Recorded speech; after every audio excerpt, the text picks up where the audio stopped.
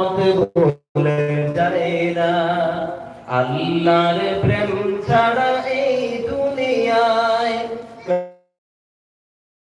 কারো কাছে কোনো কিছু চায় না, কারো কাছে কোনো কিছু চায় না। কথা বলেন ঠিক না? আমরা যত মানুষ সেখানে আছি, কার জন্য আসেছি? আল্লাহর জন্য, আমরার জন্য। যতক্ষণ বসবো তো কার জন্য? শুনবো তো কার জন্য?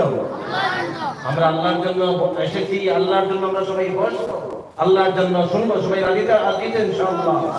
আল্লাহর জন্য সবাইকে বসার এবং আমাকে কথা বলার মতো তৌফিক আর শক্তি দান করেন, বলেন আমিন।